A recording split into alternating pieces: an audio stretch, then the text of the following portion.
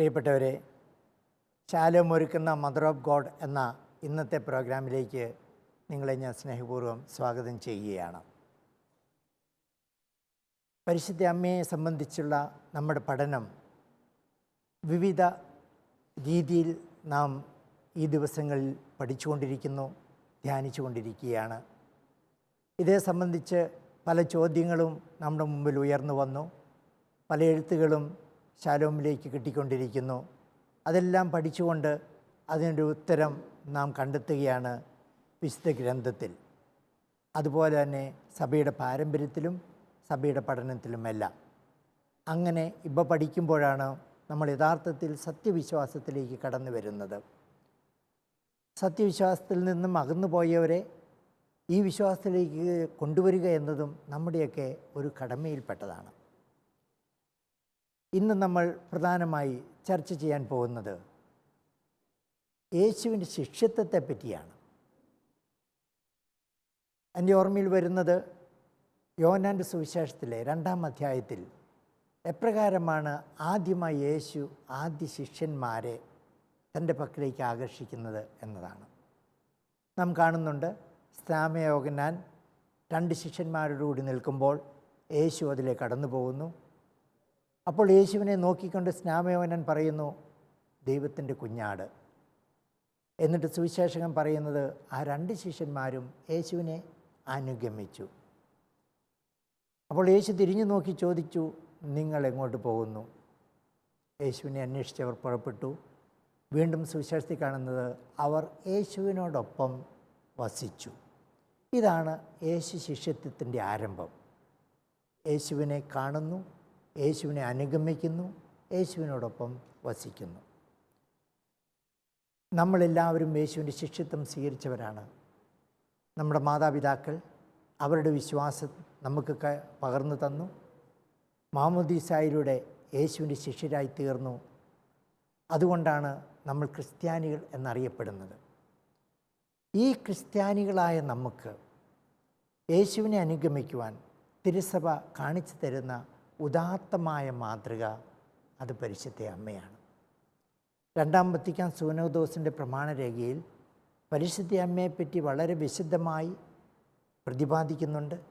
പരിശുദ്ധ അമ്മയും തിരുസഭയും തമ്മിലുള്ള ബന്ധം, പരിശുദ്ധ അമ്മയും നമ്മുടെ മിഷൻ പ്രവർത്തനവുമായിട്ടുള്ള ബന്ധം, ഇതേപ്പറ്റി പറഞ്ഞു വന്നിട്ട് തിരുസഭ പറയുന്നത് സഭയ്ക്ക് നൽകാവുന്ന ഏറ്റവും നല്ല മാതൃക പരിശുദ്ധ കന്യാമറിയമാണ്. എപ്രകാരം മേരി യേശുവിനെ അനുഗമിച്ചു, ഇതാണ് ഇന്ന് നമ്മൾ പ്രധാനമായും ചിന്തിക്കുന്നത്. ഈ മാതൃകയാണ് നമ്മൾ നമ്മുടെ ജീവിതത്തിലും എടുക്കേണ്ടത്. എങ്കിൽ യേശുവിനെ കണ്ടുമുട്ടുവാനും യേശുവിനോടുകൂടി വസിക്കുവാനും യേശുവിനെ അനുഗമിക്കുവാനും നമുക്ക് സാധിക്കും. അച്ഛാ, നമുക്ക് ലഭിച്ച ഒരു കത്ത് വായിക്കാം. മാനന്തവാടിയിൽ നിന്നും മാർട്ടിൻ എഴുതിയ ലെറ്ററാണിത്. യേശു മനുഷ്യകുലത്തെ രക്ഷിക്കാൻ വന്ന ദൈവപുത്രനാണ്. യേശു പറയുന്നുണ്ട്, ഞാൻ ലോകത്തിൻ്റെ പ്രകാശമാണ്, എന്നെ അനുഗമിക്കുന്നവർ അന്ധകാരത്തിൽ നടക്കുന്നില്ല. അപ്പസ്തോലനായ വിശുദ്ധ പൗലോസ് വളരെ കൃത്യമായി എഴുതുന്നുണ്ട്. 1 തിമോത്തിയോസ് 5 ഒരു ദൈവമേയുള്ളൂ, ദൈവത്തിനും മനുഷ്യർക്കും മധ്യസ്ഥനായി ഒരുവനേയുള്ളൂ, മനുഷ്യനായ യേശു ക്രിസ്തു. അപ്പസ്തോല പ്രമുഖനായ വിശുദ്ധ പത്രോസ് എഴുതുന്നു, യേശു ക്രിസ്തു നമ്മുടെ കർത്താവും രക്ഷകനുമാണ്. 2 പത്രോസ് 18. എങ്കിൽ ഏകരക്ഷകനായ യേശുവിനെ നാം അനുഗമിച്ചാൽ പോരെ, പിന്നെ എന്തിന് മേരിയെ മാതൃകയാക്കണം? നല്ലൊരു ചോദ്യമാണ്. ഏകരക്ഷകനായ ക്രിസ്തുവിനെ അനുഗമിക്കുക, അതാണ് നമ്മുടെ ലക്ഷ്യവും.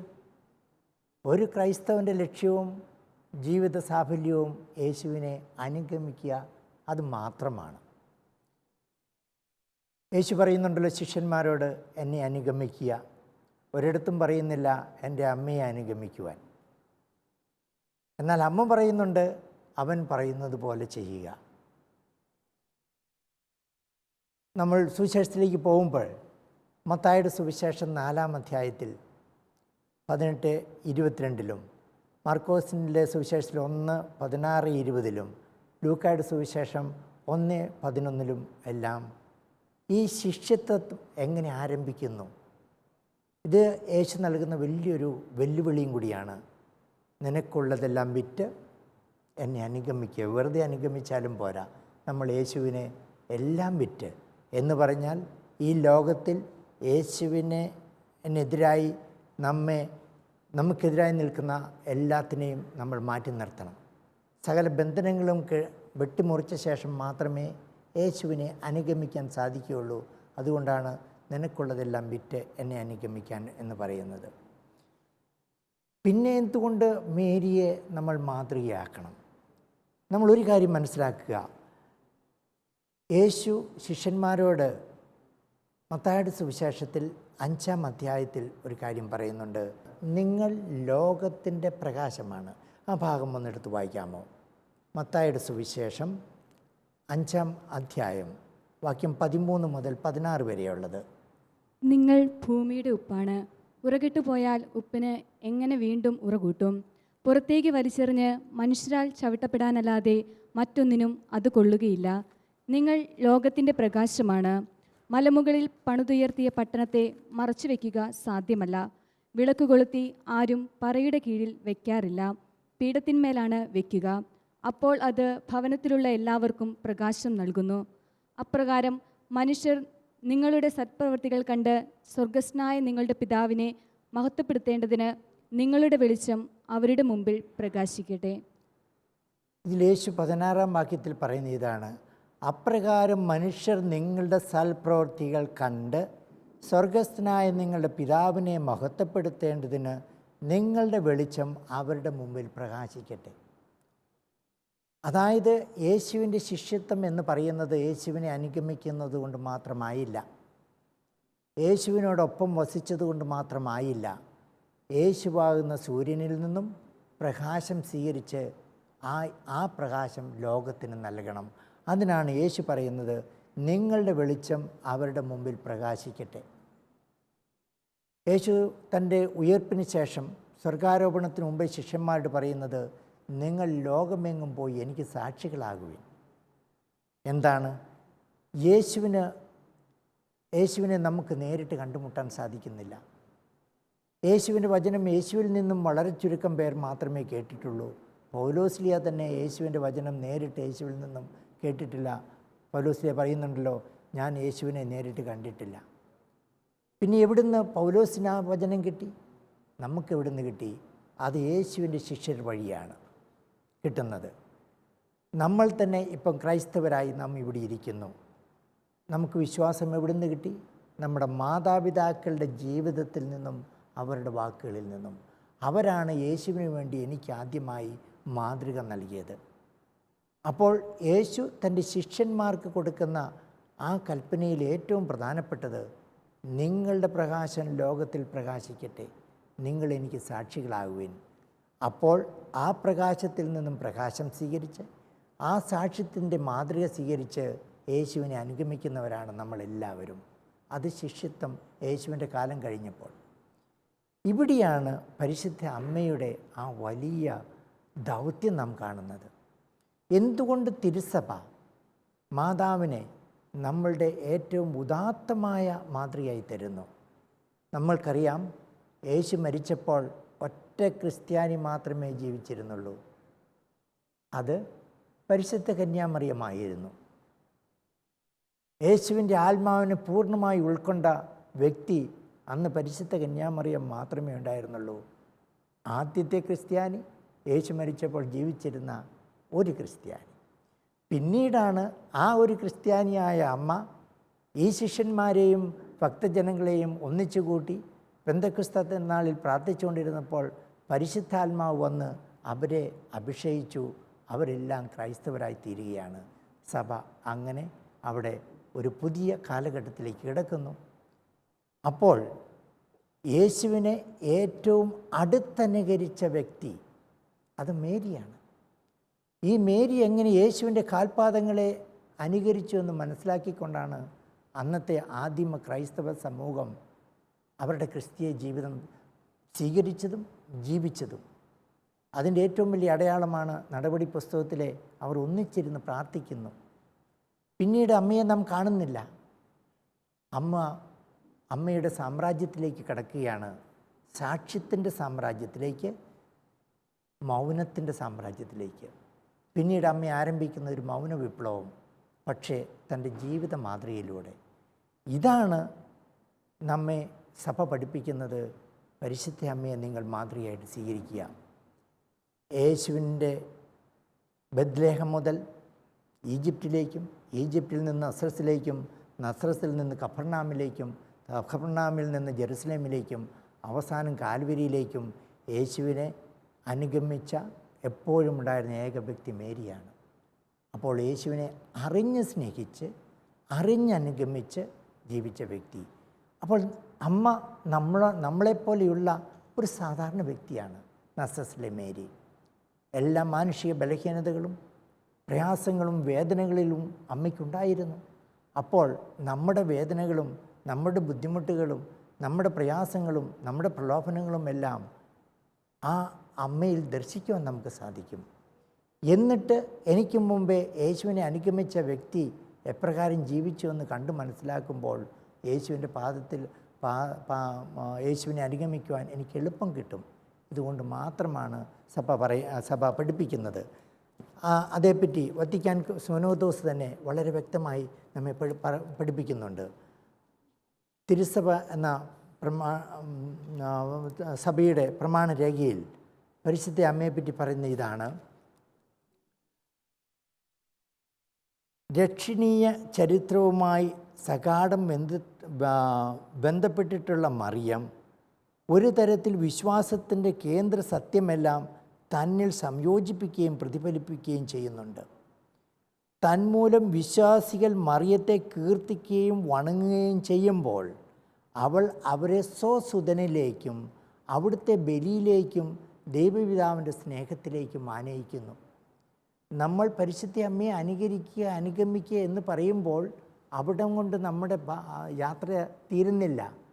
പരിശുദ്ധ അമ്മ നമ്മളെ ചെയ്യുന്നത് അവിടുത്തെ ബലിയിലേക്കും കാൽവരിയിലേക്ക് ദൈവപിതാവിൻ്റെ സ്നേഹത്തിലേക്കും നയിക്കുന്നു.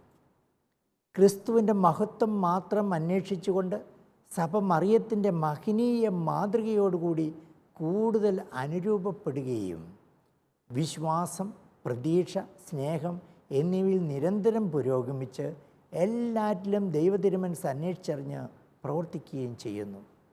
ഇതായിരിക്കും അമ്മ നമ്മളെ പഠിപ്പിക്കുന്നത്. നമ്മുടെ ജീവിതത്തിലെ ഓരോ യാഥാർത്ഥ്യത്തിലും, നമ്മുടെ വേദനയിൽ, നമ്മുടെ നിരാശയിൽ, നമ്മുടെ ദുഃഖത്തിൽ, നമ്മുടെ പരാജയത്തിൽ, നമ്മുടെ സന്തോഷത്തിൽ എപ്രകാരം ദൈവത്തിൻ്റെ ഹിതം അന്വേഷിക്കണം. അപ്പോൾ അമ്മയുടെ മുഖത്ത് നോക്കുമ്പോൾ നമുക്ക് മനസ്സിലാക്കാം എപ്രകാരം അമ്മ ഇതിനെ സ്വീകരിച്ചു എന്ന്. അതാണ് നമുക്ക് മാതൃക. ആ മാതൃക കണ്ടുകൊണ്ട് യേശുവിനെ അനുഗമിക്കുവാൻ നമുക്ക് എളുപ്പമാണ്. ഈ ഒരു എളുപ്പമാർഗത്തിലേക്ക് കർത്താവ് തന്നെയാണ് നമ്മെ നയിക്കുന്നത്. അല്ലാതെ കർത്താവിൽ നിന്നും അകന്നുകൊണ്ടുള്ള ഒരു അനുഗമിക്കലല്ല. കാരണം കുരിശിൽ കിടന്നുകൊണ്ട് കർത്താവ് പറയുന്നില്ലേ, ഇതാ നിൻ്റെ അമ്മ. നാം തന്നെ നമ്മുടെ ജീവിതത്തിൻ്റെ ഏറ്റവും വലിയ മാതൃകയായി എടുക്കുന്ന ആരെയാണ്? നമുക്ക് ജന്മം നൽകിയ നമ്മുടെ അമ്മയാണ്. ആ അമ്മയാണ് വിശ്വാസത്തിന് നമുക്ക് മാതൃക. ജീവിതത്തിന് നമ്മളെ എല്ലാവരെയും കൈപിടിച്ചുയർത്തി ഇന്ന് നാം ആയിരിക്കുന്നതിൽ ഒരു വലിയ പങ്കും നമ്മുടെ അമ്മയ്ക്ക് ഒരു പങ്കുണ്ട്. ഇത് തന്നെയാണ് ആത്മീയ അവസ്ഥയിൽ പരിശുദ്ധ മാതാവ് നമ്മുടെ എല്ലാം ആത്മീയ അമ്മയായിക്കൊണ്ട് നമ്മെ നയിക്കുന്നത്. ഇതുകൊണ്ടാണ് തിരുസഭ പറയുന്നത്, തന്മൂലം തൻ്റെ പ്രേക്ഷിത പ്രവർത്തനങ്ങളിലും സഭ മറിയത്തിലേക്ക് തിരിയുന്നത് യുക്തമായിരിക്കുന്നു. സഭ വഴിയായി വിശ്വാസികളുടെ ഹൃദയങ്ങളിൽ ജനിക്കുകയും വളരുകയും ചെയ്യാൻ വേണ്ടിയാണല്ലോ ക്രിസ്തു പരിശുദ്ധാരൂപിയാൽ ഗർഭസ്ഥനായി കന്യാ മറിയത്തിൽ നിന്നും ജനിച്ചത്. മനുഷ്യരുടെ പുനർജീവന് വേണ്ടിയുള്ള സഭയുടെ പ്രേക്ഷിത വേലയിൽ സഹകരിക്കുന്നവർക്ക് ഉണ്ടാകേണ്ട മാതൃസ്നേഹത്തിൻ്റെ മാതൃക പരിശുദ്ധ കന്യാമറിയത്തിൻ്റെ ജീവിതത്തിൽ കാണാം. ഈ മാതൃകയാണ് യേശു പറയുന്ന പ്രകാശം. നിങ്ങളുടെ പ്രകാശം ലോകത്തിൽ പ്രകാശിക്കട്ടെ എന്ന് യേശു പറയുന്നുണ്ടല്ലോ. ആ പ്രകാശം മാതൃകയാണ്. ആ പ്രകാശമാണ് നാം സ്വീകരിക്കുന്നത്. അങ്ങനെ നമുക്ക് യേശുവിനെ അനുഗമിക്കുവാൻ എളുപ്പമാർഗം നമുക്ക് മുമ്പേ കടന്നുപോയ നമ്മുടെ യേശു ശിഷ്യരുടെ ആ ജീവിത മാതൃകയാണ്. ഇതുകൊണ്ട് നാം അമ്മയെ മാതൃകയായിട്ട് സ്വീകരിക്കുന്നു.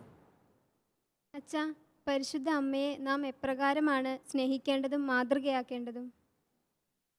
പരിശുദ്ധ അമ്മയെ എപ്രകാരമാണ് മാതൃകയാക്കേണ്ടത്? ഇപ്പോൾ നാം വായിച്ചു കേട്ട സഭയുടെ പഠനം വത്തിക്കാൻ കൗൺസിൽ തന്നെ അതേപ്പറ്റി വളരെ വ്യക്തമായിട്ട് പറയുന്നുണ്ട്. അതിനു മുമ്പ് ഞാൻ പറഞ്ഞല്ലോ, നമ്മുടെ ഏക ലക്ഷ്യം യേശുവിനെ അനുഗമിക്കുക, യേശുവിൽ എത്തിച്ചേരുക. എന്നാൽ നമുക്ക് മുമ്പേ കടന്നുപോയ ആ ശിഷ്യരുടെ മാതൃക നമുക്കെപ്പോഴും പ്രചോദനം നൽകുന്നു, നമ്മുടെ ആ അനുഗമനത്തെ എളുപ്പമാക്കി തീർക്കുന്നു. പരിശുദ്ധ അമ്മയെ പറ്റി വത്തിക്കാൻ കൗൺസിൽ തന്നെ പറയുന്നത്, ഒന്നാമത്തേത് വിശ്വാസത്തോടു കൂടിയുള്ള അനുസരണം. അനുസരണം മാത്രം പോരാ, വിശ്വാസം മാത്രം പോരല്ല, വിശ്വാസത്തോടു കൂടിയുള്ള അനുസരണം അത് നമ്മൾ അമ്മയിൽ കാണുന്നുണ്ട്. അമ്മ വലിയൊരു പ്രതിസന്ധി ഘട്ടത്തിൽ നിൽക്കുന്നു. ദൈവദൂതൻ അമ്മയ്ക്ക് മുമ്പിൽ മംഗളവാർത്ത അറിയിച്ചപ്പോൾ അത് മംഗളവാർത്തയാണെന്ന് നമുക്ക് പറയാൻ സാധിക്കുമെങ്കിലും അമ്മയെ സംബന്ധിച്ചിടത്തോളം വലിയൊരു പ്രതിസന്ധിയുടെ വാർത്തയായിരുന്നു. പക്ഷേ അവിടെ വിശ്വാസത്തോടെ അമ്മ അനുസരിച്ചു. എന്നിട്ട് പറഞ്ഞു, ഇതാ കർത്താവിൻ്റെ ദാസി. ആ വാക്കുകൊണ്ട് മാത്രം അവിടെ നിൽക്കുന്നില്ല. അവസാന നിമിഷം വരെ നാം കാണുന്നുണ്ട് ദൈവഹിതത്തെ പൂർണ്ണമായി വിശ്വാസത്തോടെ അനുസരിച്ച അമ്മ. ഇതൊരു മാതൃകയാണ് നമുക്ക്. നല്ല ക്രൈസ്തവനായി തീരണമെങ്കിൽ, നല്ല ശിഷ്യരായി തീരണമെങ്കിൽ നമ്മളും വിശ്വാസപൂർവ്വം അനുസരിക്കണം. രണ്ടാമത് നാം കാണുന്ന ഇതാണ്, യേശുവിൻ്റെ യഥാർത്ഥ ശിഷ്യത്വത്തിലേക്ക് പ്രവേശിക്കണം. എന്താണ് യഥാർത്ഥത്തിൽ യേശുവിൻ്റെ ശിഷ്യത്വം എന്ന് പറയുന്നത്? യേശു സഞ്ചരിച്ച മാർഗത്തിൽ കൂടെ സഞ്ചരിക്കണം. യേശു പറയുന്നുണ്ട്, എൻ്റെ ഇഷ്ടം എൻ്റെ പിതാവിൻ്റെ, എൻ്റെ ഭക്ഷണം എൻ്റെ പിതാവിൻ്റെ ഇഷ്ടമാണ്. ആ പിതാവിൻ്റെ ഇഷ്ടം നിറവേറ്റിക്കൊണ്ടിരുന്നപ്പോൾ യേശു കടന്നുപോയ വേദനയുടെയും ദുഃഖത്തിൻ്റെയും മരണത്തിൻ്റെയും മാർഗത്തിലൂടെയാണ് യേശു കടന്നു പോയത്. യേശു പറയുന്നുണ്ടല്ലോ, ഒരു ഗോതമ്പ് മണി നിലത്ത് വീണ് അഴിയുന്നില്ലെങ്കിൽ അത് ഫലം പുറപ്പെടുവിക്കുകയില്ല. ശരിക്ക് നിലത്ത് വീണ് അഴിഞ്ഞൊരു ഗോതമ്പ് മണിയാണ് യേശുനാഥൻ. അതാണ് യേശുവിൻ്റെ ഉയർപ്പിനെ സൂചിപ്പിക്കുന്നത്. പുതിയൊരു ജീവനിലേക്ക് വന്നു.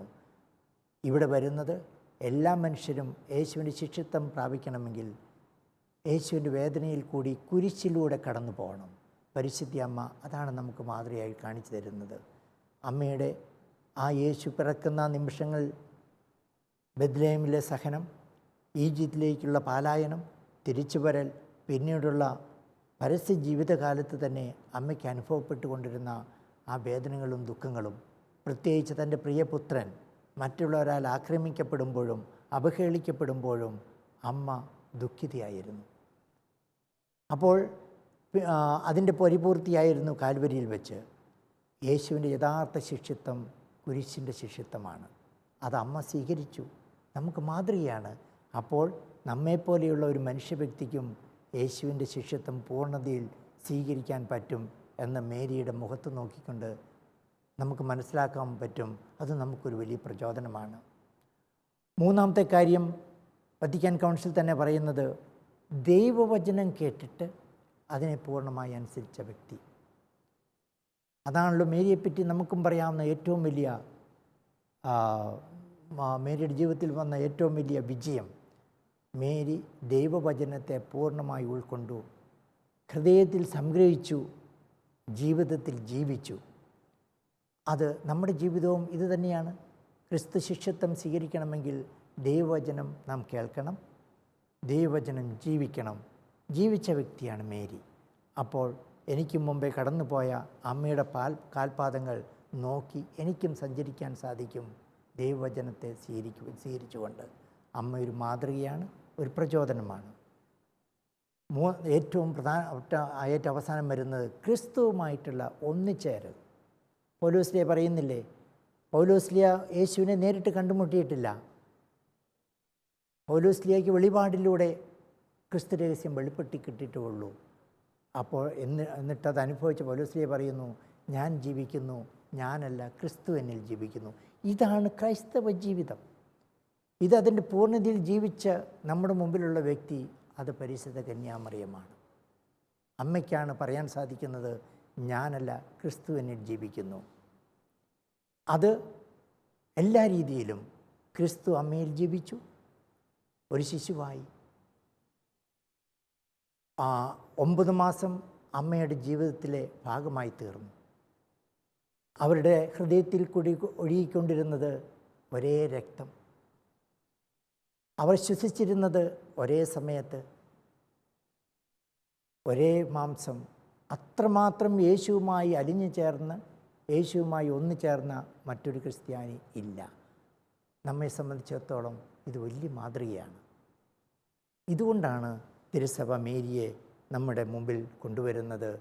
നമ്മുടെ മാതൃകയായി, നമ്മുടെ പ്രചോദനമായി നല്ല ക്രൈസ്തവ ജീവിതം ജീവിക്കുവാൻ, യേശുവിൽ എത്തിച്ചേരുവാൻ ഏറ്റവും എളുപ്പമുള്ള വഴിയായി അമ്മയുടെ മാതൃക, അമ്മയുടെ ജീവിതം നമുക്ക് കാണിച്ചു തരുന്നത്. ഇതാണ് നിൻ്റെ അമ്മ എന്ന് യേശു കുരിശിൽ കിടന്നുകൊണ്ട് പറഞ്ഞ ആ അമ്മയെ ഹൃദയത്തിൽ സ്വീകരിക്കുന്ന എല്ലാവർക്കും എപ്പോഴും സന്തോഷം നിറഞ്ഞ ഒരു കാര്യമാണ് എൻ്റെ അമ്മ എന്നോടൊപ്പമുണ്ട് എന്നുള്ളത്. നമ്മുടെ ക്രൈസ്തവ ജീവിതം നമുക്കറിയാം, ഇന്നത്തെ ആധുനിക യുഗത്തിൽ വലിയ വെല്ലുവിളികളെ നേരിട്ടുകൊണ്ടിരിക്കുകയാണ്. ഈ വെല്ലുവിളികളെ നേരിട്ടുകൊണ്ടിരിക്കുമ്പോൾ ഇതിനെയെല്ലാം അഭിമുഖീകരിച്ച് മുന്നോട്ട് നീങ്ങുവാനുള്ള ശക്തി ആ അമ്മയിൽ നിന്ന് നമുക്ക് ലഭിക്കുന്നു. കാരണം അമ്മ നമ്മുടെ മാതൃകയാണ്.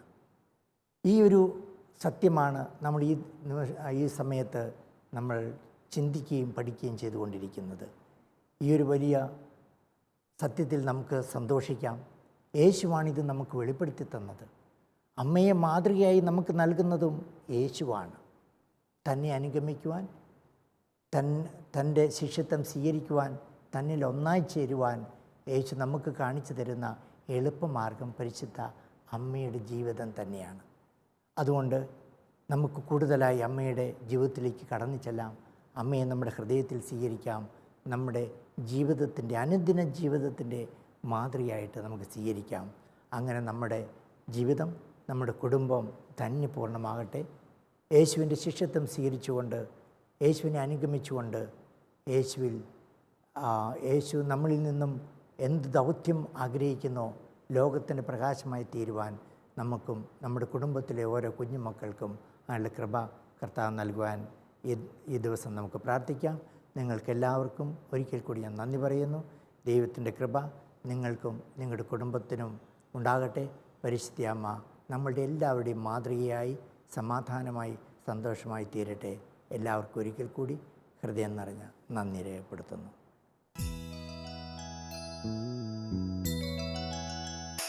ഹൃദയം തകർന്നു വിളിക്കുമ്പോൾ അരികിൽ വരും അമലോത്ഭവയാമമ്മ.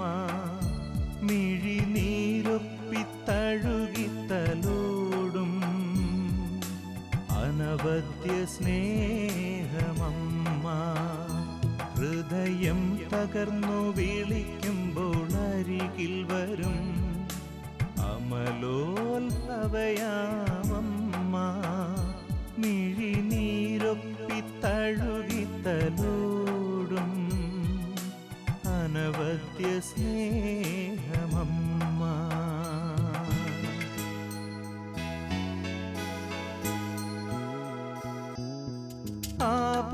ആപത്തിലുലയാതെ താങ്ങായി വരും പാരിൻ സഹരക്ഷയമ്മ. പാപത്തിൽ വീഴാതെ തുണയായി വരും പരിശുദ്ധ കന്യയാണമ്മ. പരിശുദ്ധനേശുവിൻ തിരുസന്നിധിയിൽ മാധ്യസ്ഥ്യമേകുന്നോരമ്മ. മക്കളെ കാക്കുന്ന മരിയാമ്പിക ഹൃദയം തകർന്നു വിളിക്കുമ്പോൾ അരികിൽ വരും അമലോത്ഭവയാമമ്മ. മിഴിനീരൊപ്പിത്തഴുകിത്തലോടും അനവദ്യ സ്നേഹമമ്മ. ഹൃദയം തകർന്നു വിളിക്കുമ്പോൾ അരികിൽ വരും അമലോത്ഭവയാമമ്മ. മിഴിനീരൊപ്പിത്തഴുകിത്തലോടും അനവദ്യ സ്നേഹമമ്മ.